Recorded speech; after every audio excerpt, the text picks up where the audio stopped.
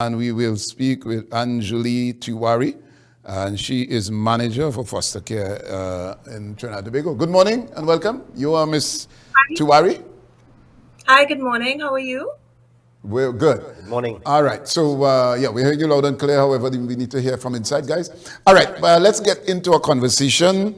Foster care in Trinidad. Let's speak a bit of the responsibility of the unit that is responsible for foster care in Trinidad and Tobago. So, foster care is responsible for managing placement of children in foster care across both Trinidad and Tobago.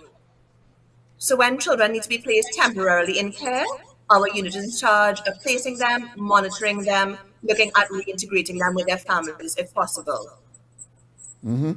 All right. So I may be a person. What qualifies me to become, to apply to have, and I have to apply, and what are the requirements? So who is qualified basically to have under their tenure or under their control children that may be in foster care? So, basically, we ask a person to have a safe home and love in their hearts. We really ask the persons to have support persons as well because you can't do this on your own. It's really a big task. They would say love is not enough, but there are certain criteria that you must have. Just outline some of them. Love is a big thing. We know that if you have no love, you're really in love to have children. But however, they would tell you love is not enough. You love the children, but you can't take care of them. You're always in party and just walk through the full requirement of what is required for you to be in foster care, to have foster care under your wing. So, when we approve somebody to become a foster parent, we have to make sure that their home is safe. We have to make sure that they're committed to the process. So, for example, we need to make sure that you can take care of the child's medical needs, educational needs. You are stepping in the role of their parents. You're not replacing their parents, but you are seeing about all of the children's needs. We ask that financially you are able to look after your own self. Whilst we will provide financial support for the children in your care, we are not going to be paying your bills, your rent. You're not receiving a payment for this. This is a voluntary role. How do you ensure that the children are placed or given the support by particular parents? What is what type of analysis or examination your unit would do to ensure that the children are placed within the right or in alignment with the right parents? So, before a foster parent is actually joined on our register of approved foster care providers, we vet them thoroughly. We do home assessments, in-depth interviews, background checks. We do psychological assessments, medical checks, police certificate of character for all persons in the home. So it really is a thorough vetting process. So whilst we also investigate the circumstances of the child, we are looking at the person as well that we're placing that child with. So we're doing everything we can to ensure that it's a safe space we're placing this child is in. And even after that child is placed, we are monitoring the safety of that child. Do we have a large volume of families willing to become foster parents and to take these children in? And are there any misconceptions that you would want to clear up? Because there are a number of things that persons would say that may not necessarily be factual. Feel free to clear up those misconceptions. So a big misconception is that foster care is the same as adoption. So a lot of persons mix that up all the time. But foster care is temporary and adoption is permanent. And the reason that foster care is temporary is we are actively working with birth families in the background to see if we can place children back with them safely. Okay, So I interesting. feel Continue, sorry. No. So I think a lot of persons mix that up and they also think that foster care leads to adoption. And we don't want persons to assume that. We don't want persons to get into foster care just because they want permanent care of a child. At the end of the day, foster care we are giving families a time to heal. We are working with them in the background. We want to manage your expectations as well. This is a temporary placement option. That child will eventually leave your care. So you have to know how to say goodbye. And that's something that we will train you and support you in. Are there single parents? Are single parents eligible to become foster parents?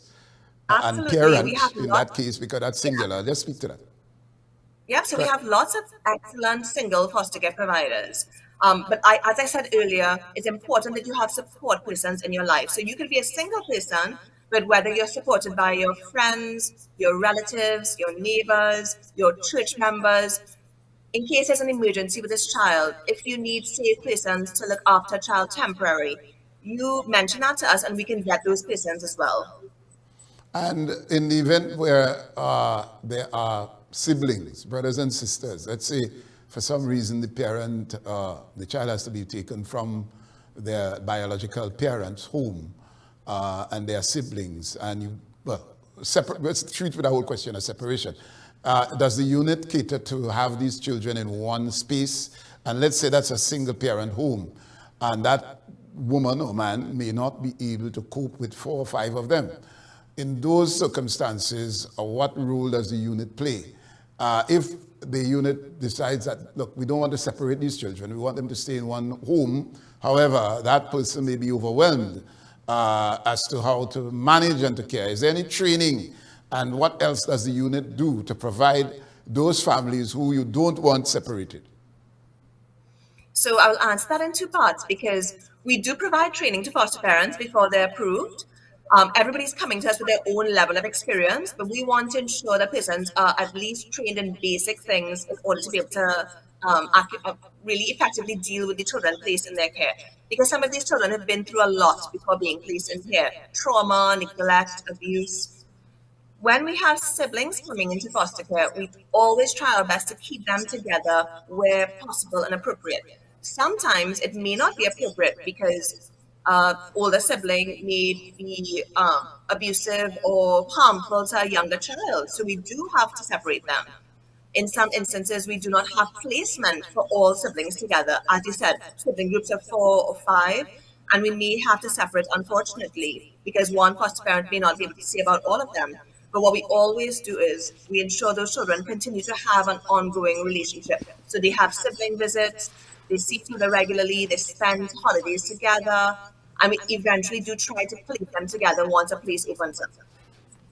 Okay. Right. Okay, and I understand that we have your colleague with us, Ms. Jones. Good morning, Ms. Jones. Are you hearing us loud and clear? Hi, good morning. I think I'm developing radio, please. So I'm only on audio. All right, good morning, and thank you for being with us. Just give us your portfolio, just for clarity. Well, I'm Natacha, and I am a former foster parent. Okay. Well, welcome to Rise and Shine. We were having a conversation earlier on, just looking at the role that the unit would play. But let me ask you, as a former foster parent, in terms of navigating, because I understand that the legal custody still falls in the remit of Children's Authority, if I'm not mistaken. Yes. But in terms of dealing with the foster child or children, in comparison to how they would be dealt with by their biological parents, how did you navigate those situations? Well, when I embarked on this journey, I reflected on the fact that our grandparents did this seamlessly. They brought in people that used to be like our cousins. We thought they were cousins, and they were really not cousins. They were probably, the neighbor's child or somebody that they saw that was at school having a hard time, and they did it without even any accolades or anything. So it seemed like a natural thing just to allow someone into your space while their parents are getting their lives on track and giving them the love that you would give your own children. So it wasn't something it seemed like it was going to be so difficult. It was just giving love to somebody who deserved it. I think every child deserves a place of a feeling of belonging, and there are a lot of children that need that in Trinidad and Tobago, that I thought that maybe I could be one of the many women and men in Trinidad and Tobago who are fostering children, whether it be through the Children's Authority or just their family members. Mm-hmm. Okay, fantastic. Ms. Jones, that child obviously would have been connected to you or would have been attached to you in some way when you had to I don't want to say give up the child, but given that it's a temporary accommodation that you would have provided, do you still keep in touch with that child? Obviously, the child will want to reach out to you because of the very significant role you play in that child's development. And I'm using those terms very cautiously, but you would be able to point to what you would have contributed significantly, why that child is so attached to you. Let's speak about what, for those parents who want to become foster parents, I don't want to say the technique, but whatever you applied, I'm sure that that child will call you from time to time and you keep in touch. Just tell the parents or future foster parents, what are some of the strategies you use to have impacted that child? Okay, I understand. My situation was particularly different in that I chose a baby. I was given a 2-month-old baby, and the baby was with me until she was 2 years old. So at that age, yes, they would have a sense of having to detach from me, but then how many of us really remember what happened by the age of 2, 3 years old? And she assimilated well because I prepared her for it, and Children's Authority prepared me for the letting go process, in that they reminded me every time, this is just a temporary home for your child. Despite the fact that I pretended that this was my baby, I treated her like if she was always mine. And so I think, for me, I would have possibly been the one that would have had to have had the skill to let go. But Children's Authority held my hand through it. They also offered psychological support after my baby was reintegrated with her family. And through the caseworker and through Children's Authority, they keep me abreast of how she's doing. I am allowed to send, gifts for her, like for her birthday, her, Christmas, different things. If their parents need anything, I'm always game to send. And they, in turn, send me pictures to keep me abreast of how she's evolving and developing. The thing about it is, you have to be clear. This is about giving. It's not about keeping. And to me, the whole act of giving a child a chance is what it's all about. And I think for an adult, it is easier for us to process it eventually. But children forget. Most children want to be with their tribe, their kin. And so we are giving the parents a chance to get their lives on track. Children's Authority, while I had this baby, worked with her parents to ensure that they were getting the support that they needed to become the parents that this child deserved. All right, okay. Mr. Tewari, very interesting there, and this parent obviously is a success story. But there are some cases that you may have trusted or foster parents to provide care for these children. And however, in some cases you have to remove or take those children away. Let's speak to those people who would have started out well, but for some reason, it's either they're not financially able, and if that's the case, what do the Child Care Protection Unit provide? Let's say that they need groceries. She's not able to get, she's salary coming late, and something to that effect. And the children are not properly cared for. Just speak to us about those issues, because they are real, and where does the unit step in the event that they need groceries? Sure. So as I said, the needs of the foster child are met. So we try our best, in addition to the foster care stipend that's provided on a monthly basis, we do help our donations to the foster parents as well if they're struggling with anything. We always try as much as we can. As well as, but I know you spoke a bit about placement breakdown earlier with regards to sometimes it starts off good with good intentions and it may not always end well. Sometimes foster parents enter this with different expectations. They think it's going to be smooth sailing, easy. Children are perfect little creatures, no behavioral issues. But what people forget is that children coming into foster care often have child protection issues. They've been exposed to trauma, abuse, neglect, and because of that, they may act out sometimes. That behavior may manifest as they grow older. It may not be there as a baby, but as they get older, it will come out sometimes. Mm-hmm. And we ask that foster parents work with us, access the psychological counseling, access the psychosocial support that we provide, allow the child to attend therapy, in order for us to be able to save that placement, to mediate that placement, because we don't want to have to move children unnecessarily. So we do really ask persons to manage their expectations, be realistic about it, be empathetic about the needs of the child placed in their care. All right, so let's say somebody sees an opportunity to make a hustle. The stipend is going to help me out. and I will just take about 10 children because I want as much stipend as I could get, and so on. And then I go in and lime every weekend, and so on. Who is to monitor that type of greed, should we say? Have you had cases like that? And what do you don't want to encourage? Treating with people who would take advantage of the stipend and take as many children, and really they're all about trying to make the money. Let's speak to that. Have you had those circumstances, and what you don't want when it comes to entrusting people with the responsibility of ensuring these children are taken care of? Because of our vetting process, we ensure the persons are financially able, that they're not going to rely on the stipend that we give to them. That stipend is purely for the children placed in their care. And in addition to the fact that children coming to our attention are under the sort of purview of the court. So a caseworker is attached to you the moment a child is placed in your care. So you're monitored. We ensure that that money is being spent on the child. So it can't be that you're getting finances for the child's needs, but they're always looking that they're in old clothes, they're always hungry, they don't have shoes that fit them, so we have to make sure that that money is being spent on the child, and that happens in our monitoring. Okay, and just quickly before we wrap, in terms of the numbers, are you in a position to see what the numbers are looking like in terms of children in foster care? And also, is there a common or a popular age group that the unit treats with and seeks foster parenting for? So at present, we have 164 children in foster care, and actually 53 of those are kinship foster care, because we actually have the ability now to approve relatives to care for their children, grandparents, sisters, brothers, aunts, uncles. So our numbers grow month by month. But right now we're at an all-time low in foster parents, and we really are appealing to the public to come forward and open your hearts and homes to foster care. Okay. There was a second question you asked, so I think I didn't answer. It was really just the numbers and the common age group.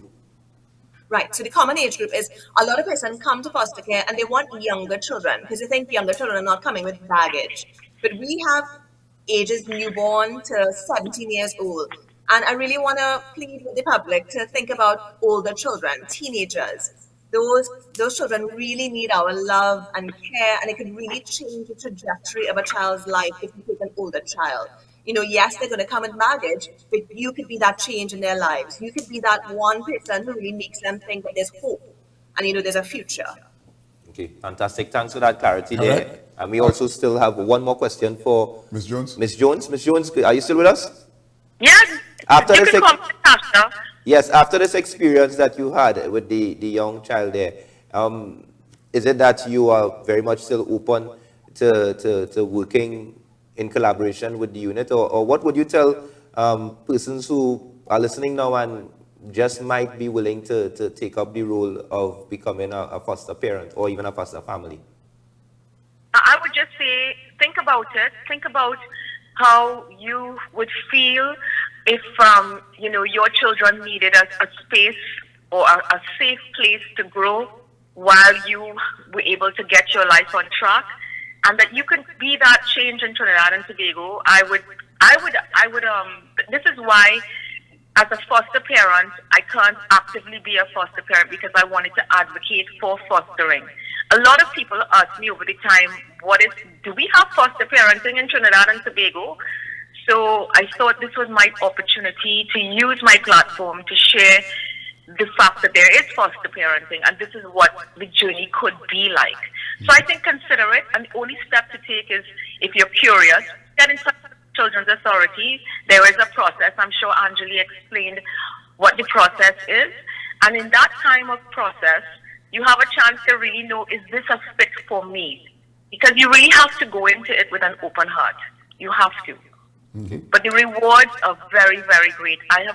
My family and I have grown, and we've gotten so many miracles. So many things have happened as a result of this wonderful experience that we had.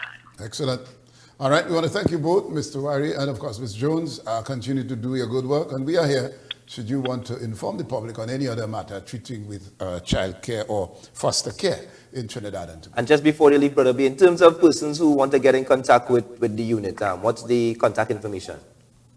So give us a call on 627-0748, extension 40988, or you can email us at fostercare@ttchildren.org, or check out our website, www.ttchildren.org. On our website, we have a survey right now, which you can actually fill in to let us know what are the barriers to you applying to become a foster parent. We're really curious to find out what we can do to change that. Great. All right. Thank you again. All the best to you. Thank you. Pleasure. Thank you. Thank you. Bye-bye.